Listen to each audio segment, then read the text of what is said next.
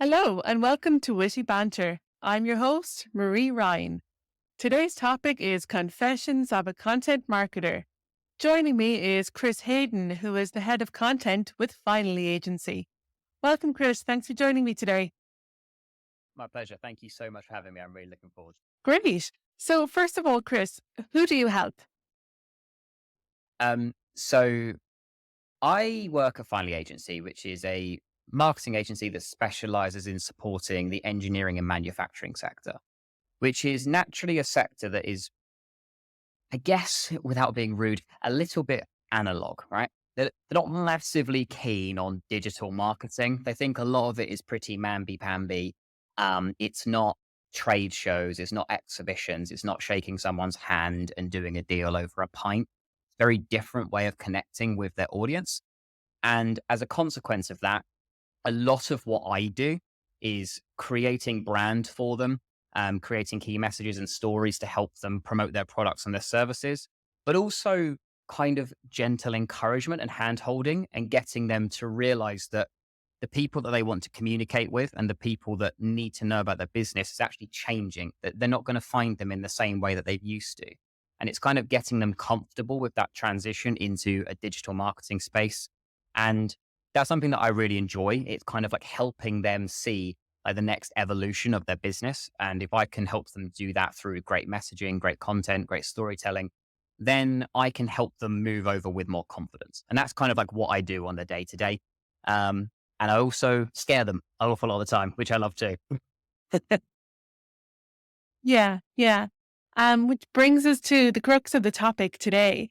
I think that B2B has a reputation for being boring. People try to be as vanilla and try and please everybody and make sure they don't annoy anybody ever. And I think sometimes messages are lost and it's all very samey. Does B2B marketing have to be boring? So the obvious answer is no, it doesn't have to be boring. The simple answer is it's really difficult. So I think for me, one of the biggest challenges I think that B2B marketers face and B2B businesses face is not having a robust enough understanding of like multi-channel marketing and like not knowing that like your brand and your voice of your brand, which is essentially like your brand's identity in words and in tone, has to be fluid to some degree.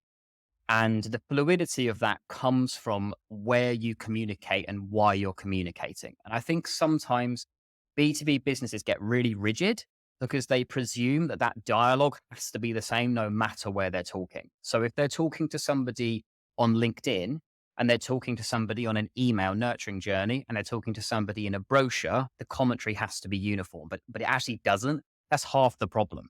Like people don't go on LinkedIn or go on Instagram or TikTok and expect or want the same commentary as they would get on a landing page or a white paper.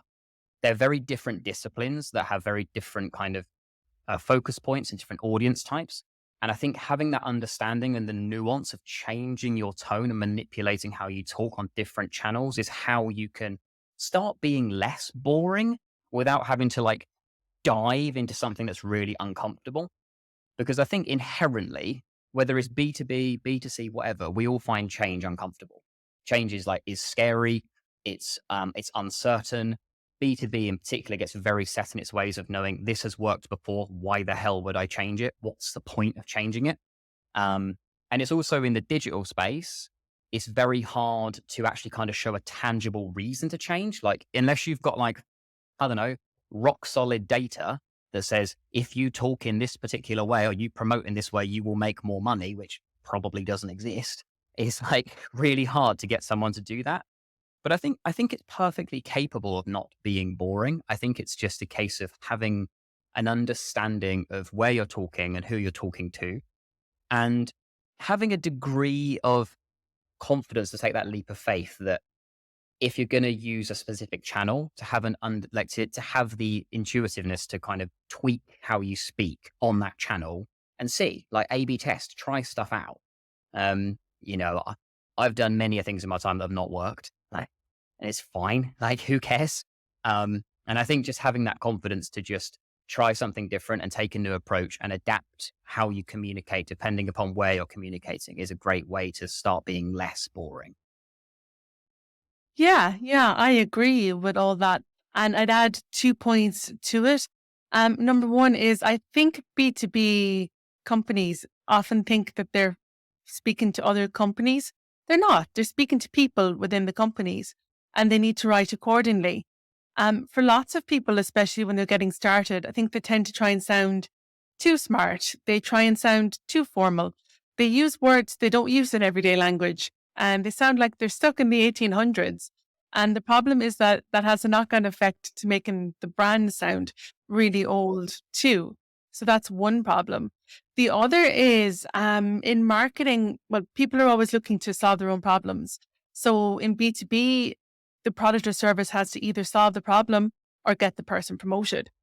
Whereas I think companies are so keen on showing how brilliant they are. They have this bravado. They're like, we've been around this number of years. We have this number of clients. We've done this. We've done that. The client doesn't actually care. All they're interested in is what problem you're going to solve for them and how you do that. Beyond that, they want to know that you will do what you'll say you're going to do and that you're good at it. So I do think there's that disconnect there.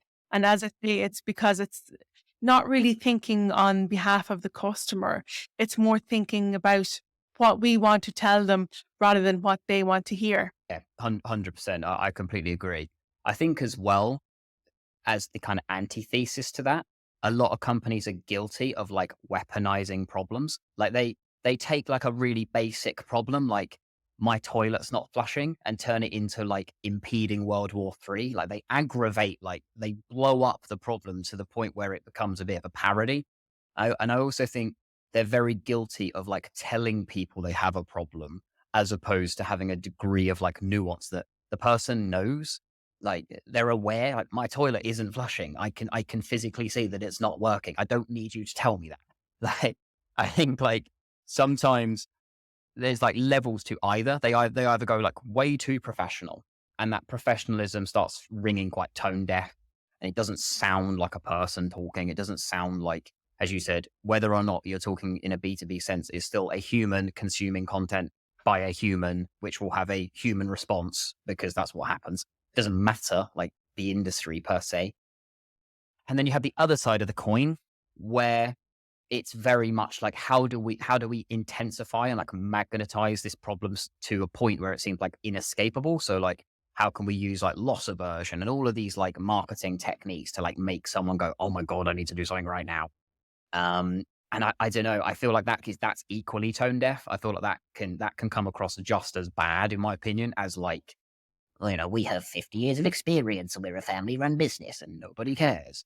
Um, so yeah, I think that there is so much like nuance to how to do it, and it is really difficult. Like I would never sit here and say like to make that kind of change is simple because it isn't, and there are like levels to it. But um, I do feel like the simplest way of like being less boring and like improving your commentary and is to think about your audience as people, particularly think about yourself as your audience member.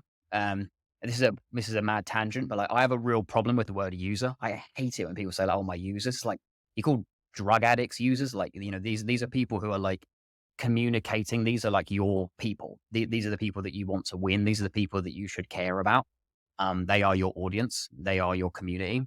And I feel like having like a better understanding of who they are will help you be a better marketer, or if you're not a marketer, at least market your product better. Um, so you need to take time to kind of sit in their shoes and think about like what they do and who they are, and not just like what they want to buy, but like what do they do on their days off? Like what's their life look like?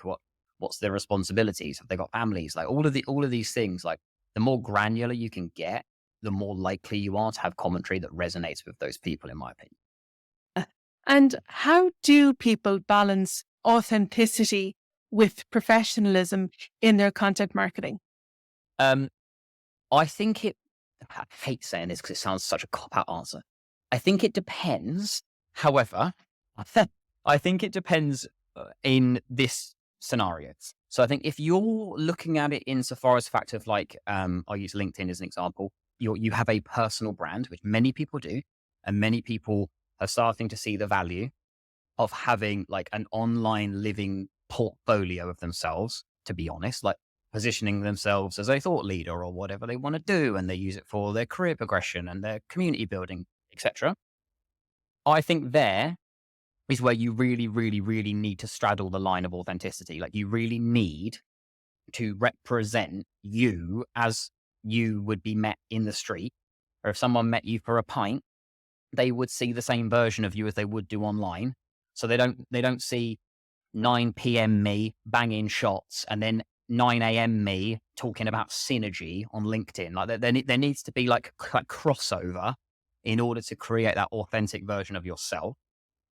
I think in the business setting, when you're talking about a company communication, that is difficult because you need to have, I think, a probably like I don't like massively content mix things. I think they can be a bit of a faux pas, but I would say you'd want like 70% of your content to be quote unquote like more like real content. So if that's, for example, like in our space, we work with engineers and manufacturers. That might be them capturing photography or videography of, machinists and engineers working with the facilities, like using the machines. It could be like, I don't know, like shots of them on like a tea break. It could be sound bites of the things that have been said on the factory floor. It could be those kind of like behind the scenes little moments that are caught as part of being in that space, being in that world, being with those people, because your audience, so long as they're aligned to your content, can see themselves in that. There is that like relatability factor. And then the professionalism side of it is probably more in terms of your lead generation strategy, your company policy strategy, your promotion of, oh, we've got a new blog coming out, or this person's worked with us for 5 years, or whatever the kind of the landmark company focus thing is. I think having a more rigid split in your content, if you're a business, and particularly leaning more into trying to create more kind of fly on the wall, less filtered, less branded. You don't need to put your damn logo on every picture that you put on your page. Like that drives me insane when you see like a carousel or whatever, and every slide has got the company logo. It's like, I know what company it is. You don't need to tell me 18 times. Like that, I think, is how you can start like kind of bringing in more authenticity into your content in that setting. But I think in terms of the personal branding element, in terms of the individual, um, there is no room for anything bar your personality. And I take the opinion that if someone doesn't like your opinion, who gives a shit? Like if they don't like you or they're not interested in you, then that is fine. That is completely up to them. That is their prerogative. That is their position. I don't think that should be a reason for you to change course. I think that should be, if anything, double down on what makes you you. And like what, if you alienate some people in the process of that, that's fine because you're building a more authentic version of yourself and hopefully a more kind of committed community of people who are engaging in your content, and good things come from there. Yeah, I agree, especially in the parts about personal branding. Also, it's worth saying for anyone listening who doesn't follow Chris on LinkedIn already, you really should. His commentary is often really funny, bitingly sarcastic. Whenever you scroll down and see one of his posts, that they'll usually catch your attention. They're really good. And if you're good at like satire and humor, great, go for it. But I know that's difficult for a lot of people, myself included. So what I'd suggest is start by being friendly. Try and lose the thesaurus and the synonyms and trying to sound smart. You never do. Just be yourself. You can offer an insight if you learn something interesting related to your own role, maybe share it on LinkedIn or even Twitter or wherever it is you normally go. Or if there's something you disagree with, or you can comment on other people's posts as well. So I'd start off by being friendly because it's daunting to try and it can be daunting to figure out what your qualities and what your persona is online. So start by being yourself and by being friendly and offering insights from there. And beyond that, then you'll get a little bit more comfortable and you'll figure out what works and doesn't. The most important thing is to find your own tribe. As you were saying, if someone doesn't like it, It's one less person you have to deal with. They can just move along. But if you keep on trying to create like generic content to please everybody, you please nobody. You'll never find your audience, your customers, or people you connect with. But if you start being yourself, you will start connecting with people very, very quickly and very authentically online. Yeah, I completely agree with you, and I also agree with your thoughts about kind of being friendly. Like I know my content is quite cutting, so I'm aware that maybe I don't come across as very friendly.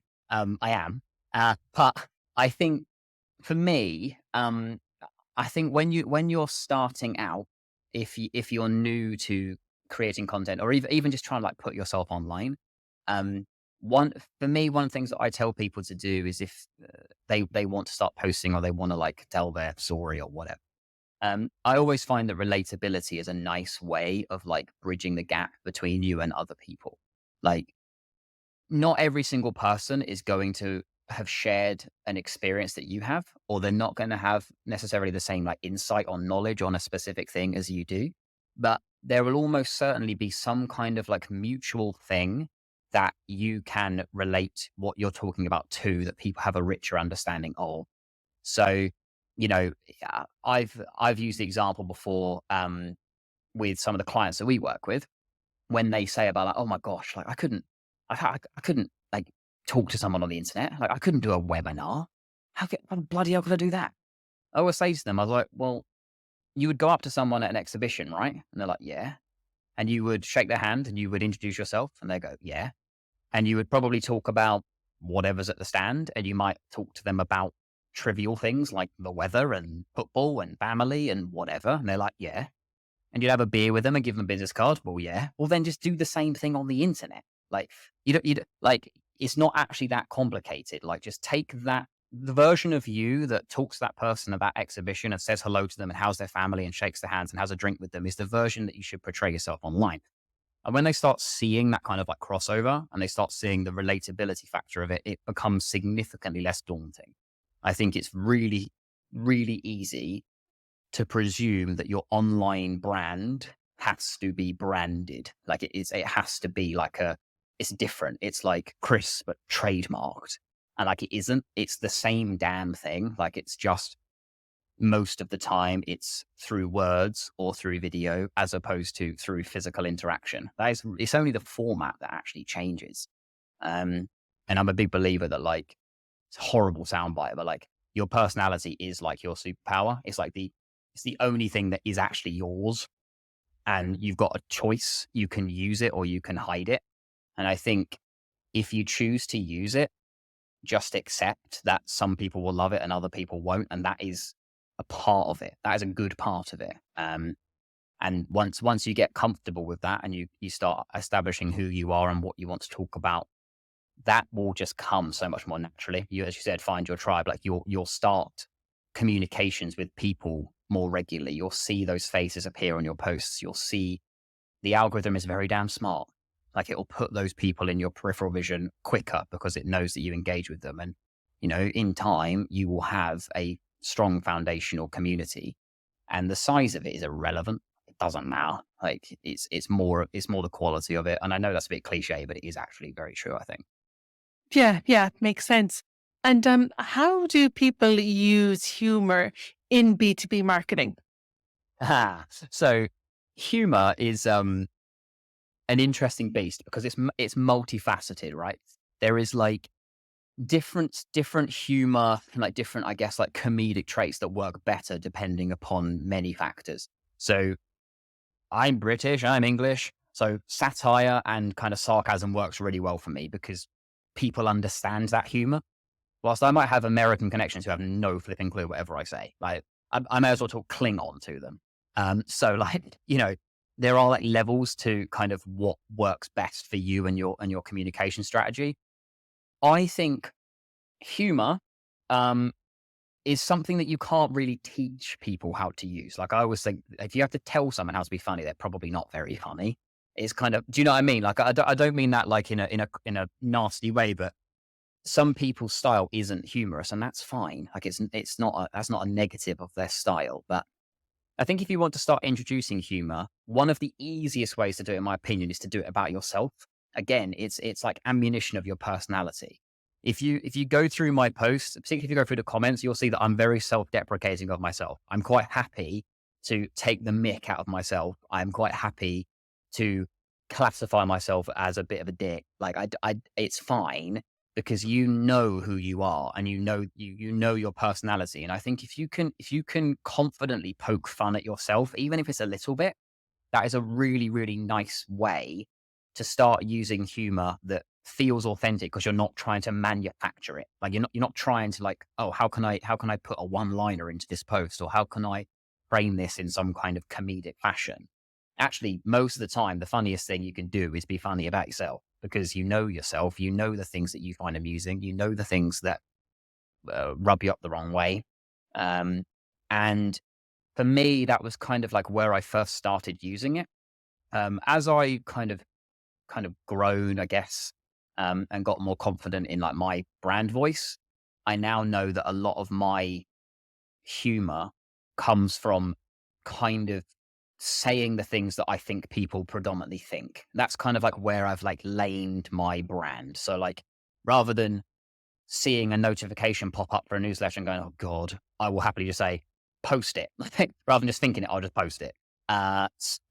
So, for me, it's just kind of been like a part that's kind of just like authentically grown into my communication. But I do believe that being able to be a little bit self aware is a massive strength because it's a human trait.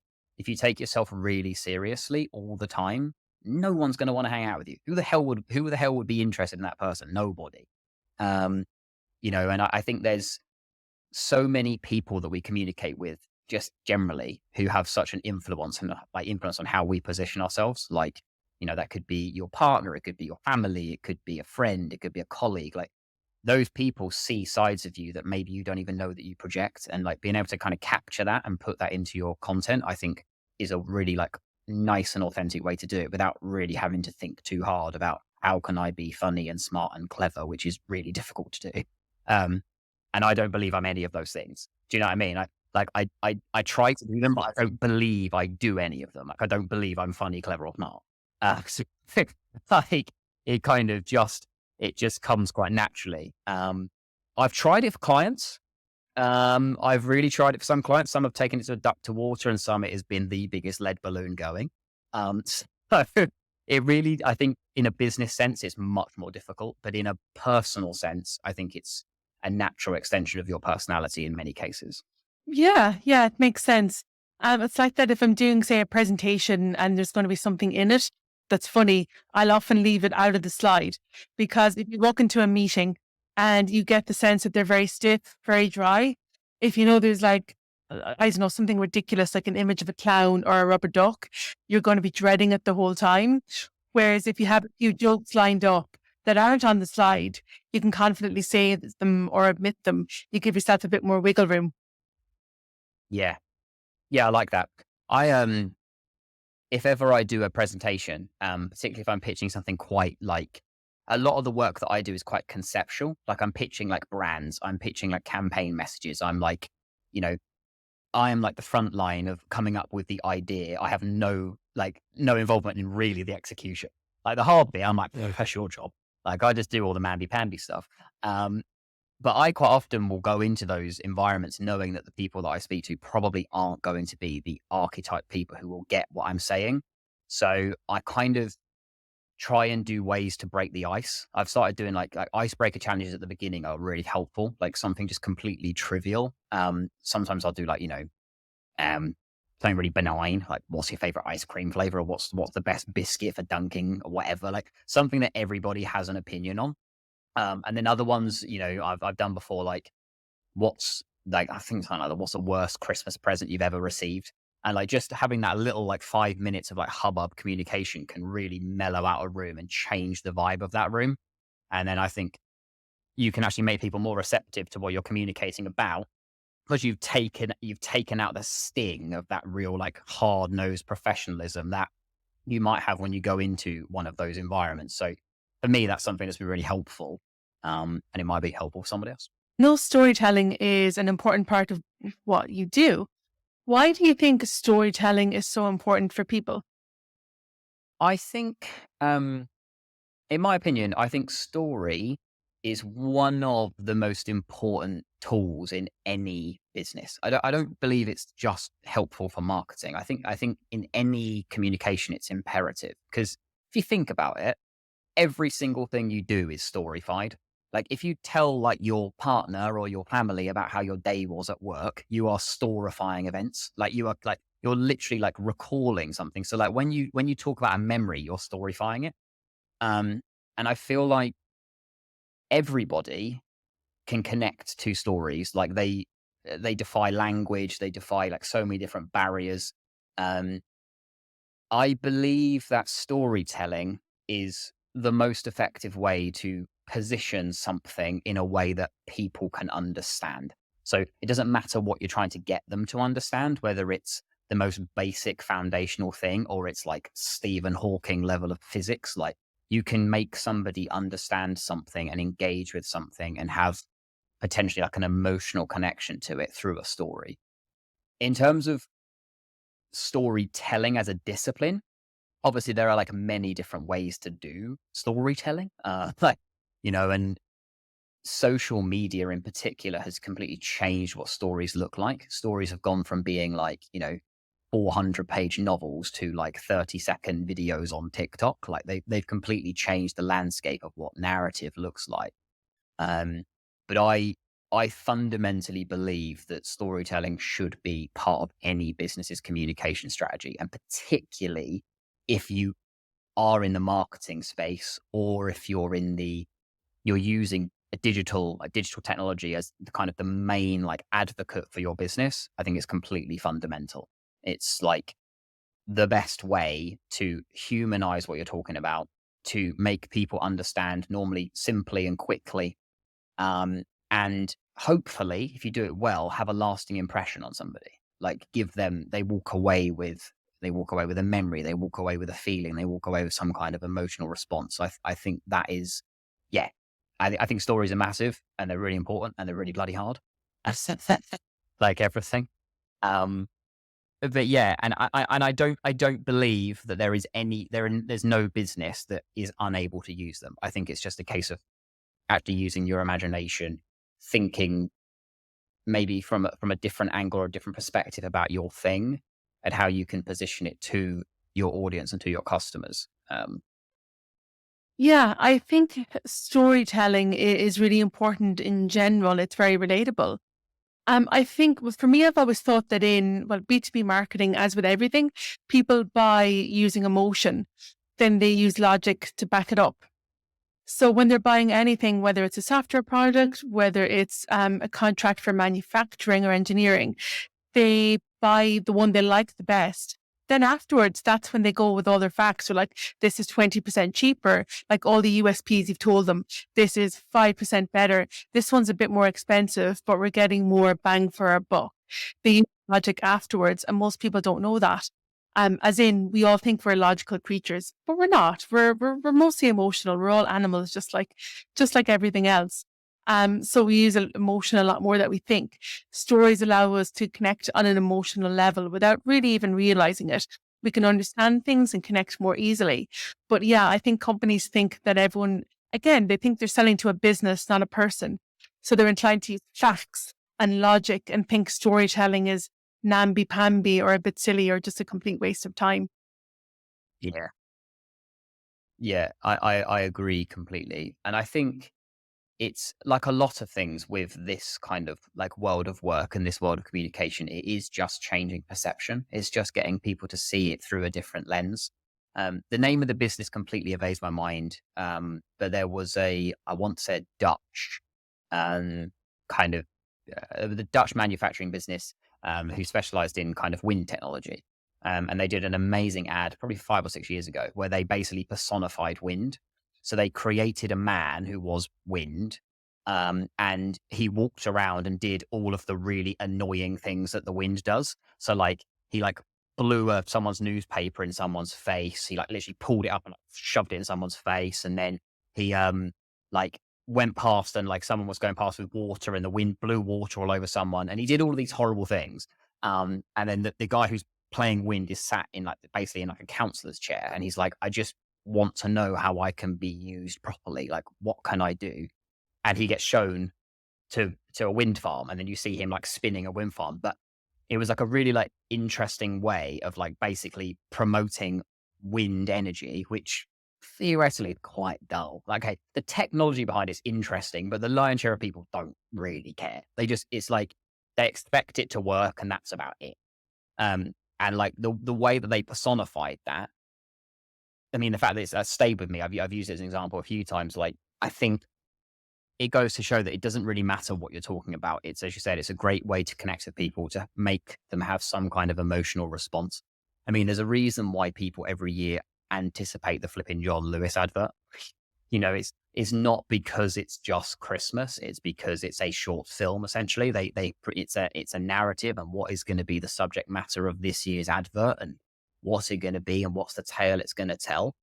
And I feel like it's just it taps into a part of our brain, and that resonates with us on a deeper level than purely just like a product or a service, of which we need, but we also need connection. And if you can kind of bridge those two things together, you're always going to have more success. You're always going to make more people feel aligned, related, engaged, which is naturally what everyone's trying to do. They're trying to make as many people as possible in their lane care as much about their thing, so they choose them over somebody else. And it's just like degrees of doing that. And I think story is, like the most authentic way of doing that, and allows you to use your personality, your brand, your positioning to probably its biggest strengths. Right. So, yeah, I agree. Storytelling is massively important. It's also massively overlooked, especially in B2B marketing.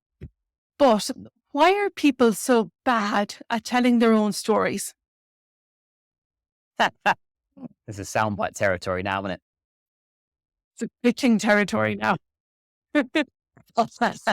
So for me personally, right, and I appreciate like like my opinion on this is probably a little bit bolder than other people's, but I think the reason why people are really bad at telling stories is because they have they're a bit ignorant, if I'm being honest. They don't appreciate the kind of the intellectual nature of the people they're talking to. There's this assumption that creator versus audience is like them and us. There's like a division. So I am a creator, I am talking to you, I am almighty and knowing, and you are audience are sat there and you are consuming and you are learning from me. And I think sometimes you see it all the time with big creators in particular. They will tell people the most benign information, and they will storyfy the most, stuff that like a fetus would know. Like, and to me, it comes across as really tone deaf. And I think telling your story is a great thing to do, and I would never, ever discourage anybody from doing it. But I think if you're going to tell your story, particularly in a setting like LinkedIn, which is predominantly people frame it around offering some kind of educational value or whatever it might be, like they want some kind of learning at the end, it's to not manufacture your story to fit that point that you're trying to tell people, which I think so many of them are. I think they know, like, oh, I want to post today about making sure that everybody knows to use camel case on their captions or on their hashtags, right?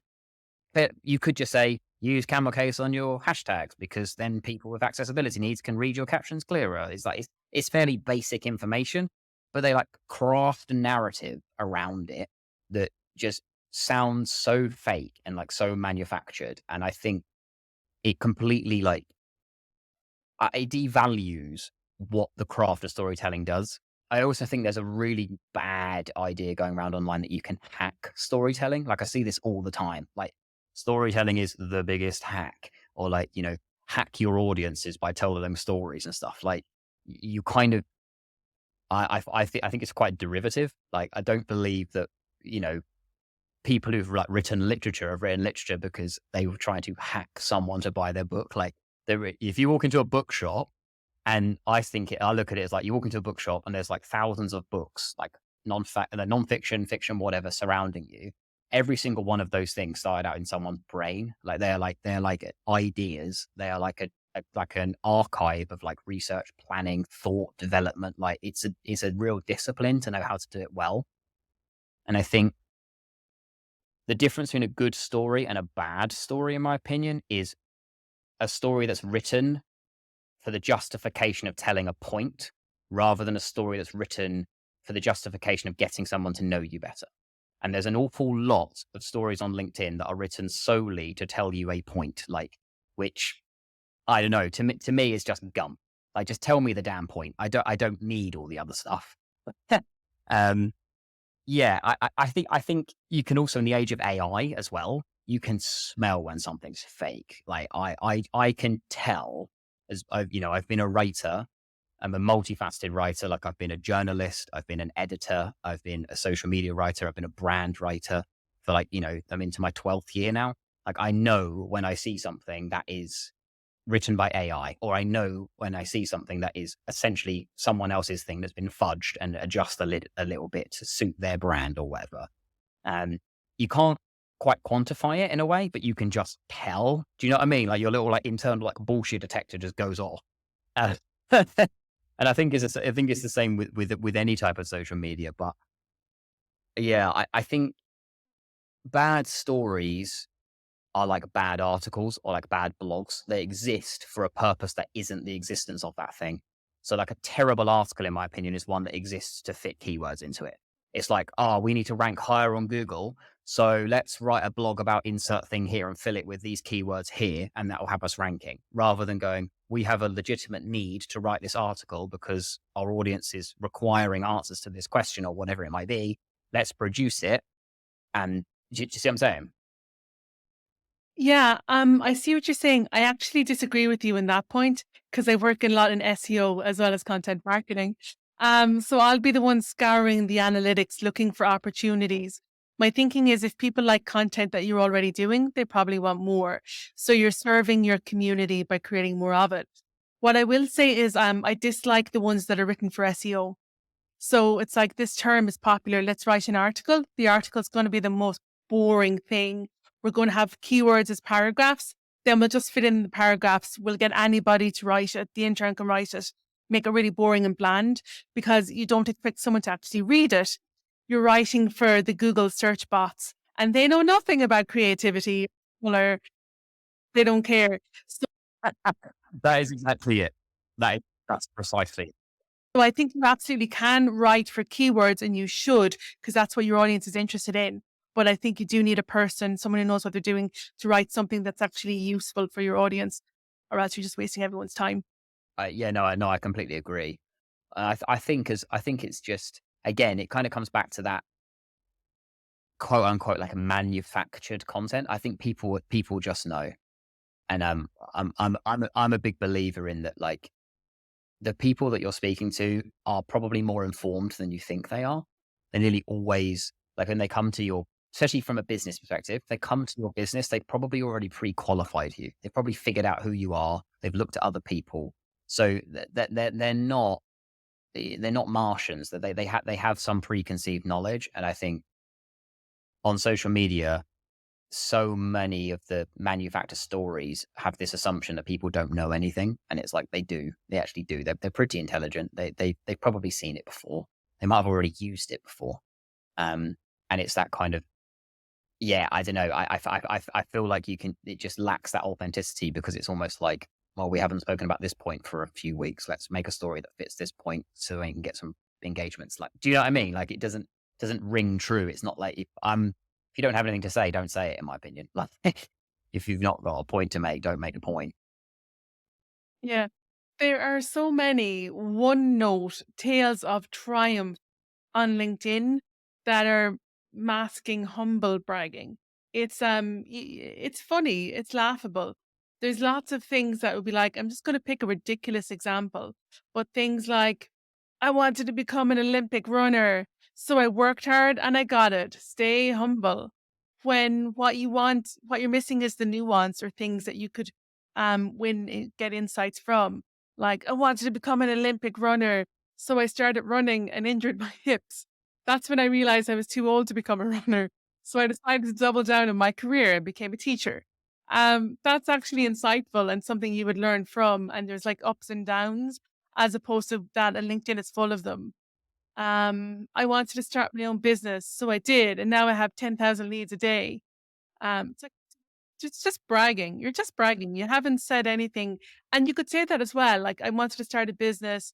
I worked really hard, and you could talk about like the stumbling blocks you encountered. That will be really interesting and useful because you're telling other people what to expect and how to overcome it. But instead, it's just bragging, and then you'll have people saying stuff like, 12 months ago, I was at rock bottom, but look at me today.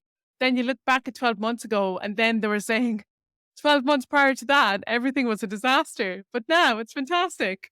So whenever you speak to them, it's just fantastic all the time, no matter what happens and what's going on. It's funny. It's like it's actually It funny. physically hurts my brain. So I, I, Stay I, humble. I find it just so fake. And Yeah, when you're running at 5 o'clock in the morning and reading your LinkedIn at the same time, it's just so.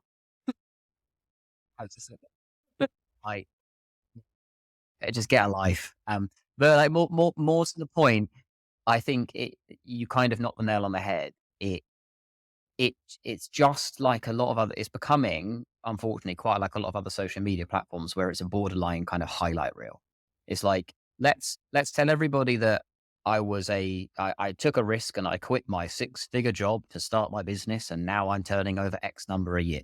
They don't tell you any of the like the fundamental bits in between it. They very rarely show you any data. Like very rarely do you ever see any kind of like factual evidence that supports the things that they're saying. Which, all right, I'm not going to be the person in the comments being like, show me data, show me proof. But like at the end of the day, there will be someone who actually wants to benefit from that piece of information. There will be someone who is like, that might inspire them and they need something more tangible. I hate it when people tell those stories, which are just, yeah, humble brags. They're just like, so I just think they're really egotistical, to be honest. They don't give you any insight. They don't tell you anything. You don't walk away going, cool, I now know something that I didn't know that can help me do something that I want to do. Um, and that's kind of like what I said when they kind of like thinly veil it around a point. They might put the point that the thing is what you need to do is start using Miro for your process. Like, but like go away, like no one cares. I just find the whole thing just, yeah, I just find it really like farcical. Um, and it's becoming more and more and more prevalent. And it's becoming more and more prevalent because people are being told that they need to start telling their story more. So it's like a self fulfilling prophecy. It's kind of like, all right, my story is that I am a solo entrepreneur or whatever it's called, a solopreneur. And I've started a startup. So how can I storyfy my journey? Okay, well, I'll do it by insert hook title here to get people to click read more. I'll then use some emojis as bullet points in order to create some kind of visual stimuli. And then I'll put a selfie so people can see I'm real. And like that formula works maybe like once, but when you do it like 3, 4, 5, 6, 7, 8 times, it just becomes another manufactured post in order to generate engagement. Like it doesn't actually give anybody anything tangible. So I'm like, when I post, I don't always give people a teaching. In fact, actually, I post quite often deliberately with not giving someone a teaching because one, I'm not a teacher, and two, I also believe that people don't always want to learn. Like, they're not always that, like, we're so overexposed to information. The average person sees like over 500 ads a day. Like, we've got very good at like deleting information from our brains and like skim reading stuff and not really, they're only consuming something that we genuinely want to consume. And I don't personally want to sit there every single day learning things that are new because how am I going to use all of that information? How am I going to tangibly start using it to do something better that I already do? So like I'll quite happily do a post that isn't a learning and is actually just taking the piss because the reaction I want is someone to have a laugh. And if they have a laugh, then I've achieved what my post set out to do. And what type of content do you think will perform well in 2024? Good question. So every year, right? Everyone says, "Oh, video. Video is going to be the content." I'm actually going to play devil's advocate, and I actually think I don't think that's necessarily the case. I'm not saying I don't think video is good because it obviously is, but I actually think the content that will work best in 2024 is probably simple. It's probably just text and text with an image. Carousels have become so oversaturated now that they too feel manufactured. They, you've got to try and learn one point, you've got like 18 slides you need to click through because it increases your impressions and your click engagement, your click through rate. You've got videos which are like 20-second teasers to get someone to go onto the YouTube video, which has then got 15 sets of ads inside it. So when you start watching it, you get meted with a pre-roll and mid-roll advertisement. I think copy and maybe a JPEG, honestly, like it's simple, stupid, but it's easy to consume. And I think it's also the thing that's probably the easiest to create authentically. One of one of the reasons why I don't do a huge amount of video is not because I don't like it, because I do, but it's because it requires a huge amount of planning. You need to shoot, you need to edit, you need to capture, you need to create a thumbnail. There's lots of steps to it. And my style as a creator is to say relatively improvisational. Like I will kind of come to my computer and I will produce something pretty much then and there. I very rarely schedule. I very rarely create a content calendar. I do all the things that I should do that I don't. Um, so I think actually just the presence will be the content that performs best in 2024. In an age of AI, in the age of like advanced scheduling and analytics and all that kind of stuff, I think actually just posting and posting your thoughts and your theories and having your opinions on things will be the content that will probably grow your profile most and grow your presence most in 2024. And it's not, you don't have to overcomplicate it. Um, I've said before, but I believe that your personality is your superpower and your opinion, and having an opinion is something that so few people seem to do these days. They will skirt around a point to avoid any possible sign of even the most remote confrontation. Um, when actually opinions drive conversations, and those conversations drive conversions, and those conversions drive followers to your profile, and there we go. So I actually think that the just typing is probably the content, certainly the content that I'll be prioritizing in 2024. As for trends or whatever, I don't know. We could see more kind of like TikTok-y type videos coming to LinkedIn, possibly. Um, but again, I think they are.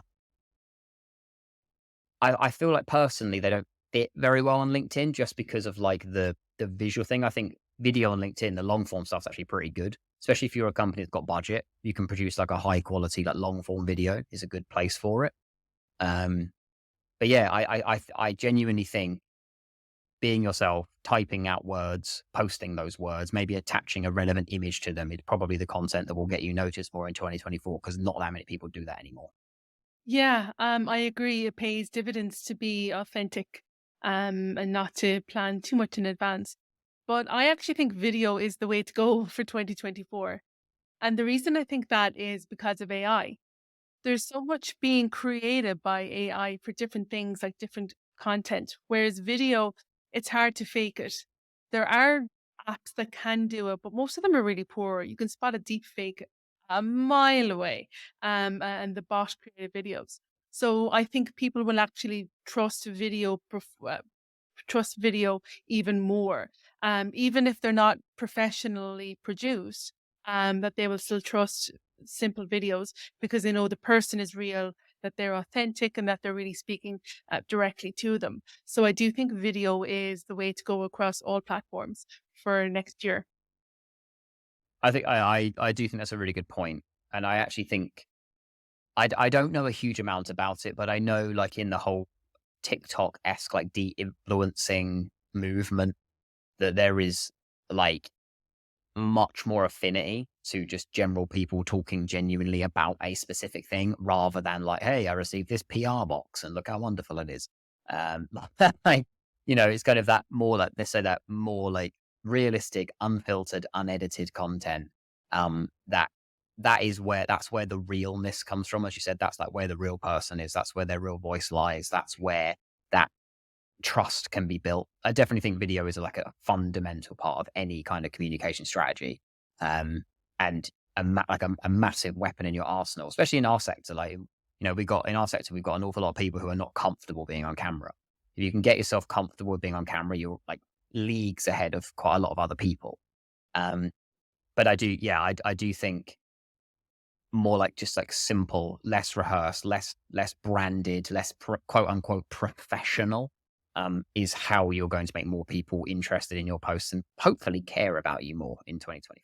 Yeah. And again, I think video is a great way to do that. Because, like that, if you're trying to let your personality shine, um, people pick up a lot more from you from even, say, a 2-minute unrehearsed video than they would from reading your posts for 6 months or 12 months. It can take quite a while. So, because people do so much research about your business before they ever contact you, I think it pays to have videos. So, if somebody is visiting your website for the first time, and there's 2 or 3 short 2-minute videos there, or you have a YouTube channel with a couple of videos, they'll get a better impression of you and what your brand is about. And they'll be more likely to either engage with you or not. And if they don't, great, you're saving the salespeople time, you're saving time with proposals and presentations and meetings. So it really helps to cut through a lot of the time wasted deciding and researching. So again, video, I think even short ones are very, very useful. And finally, how do people get in touch with you? So, easiest way to get in touch with me would be on LinkedIn. So just search for my name, which is Chris Haydon. Haydon is spelled Haydon, not Den. Everyone says Den. Haydon. You'll see me. My picture will appear with a yellow background. That is I. That would be the best place. I'm on LinkedIn. I use it every day. I typically post every day, or certainly most days. I think I'm on about 265 posts this year, something obscene like that. So yes, I post pretty regularly on LinkedIn, where you'll find my sarcastic droll, and hopefully you like it. Outside of that, um, I do use Instagram, but my Instagram is quite boring. I just post when I go on holiday. But yes, LinkedIn would be the best place to reach out to me. I'm also next year we'll be trying to dabble a little bit more with YouTube. I do have a YouTube channel, but it's very, very and I keep it's one of those things like I'm going to do my YouTube channel and then I never do it. So I think I might try and do it properly next year. So we'll see. Okay, that's great. Thanks very much for joining me today. My pleasure. Thank you so much for having me. It's been great fun.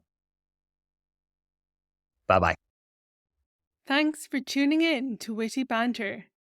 If you enjoyed this episode, please follow, like, and share. You can get in touch by visiting the website wittybanter.com. That's witty-banter.com, or follow Witty Banter on LinkedIn to get updates as they happen.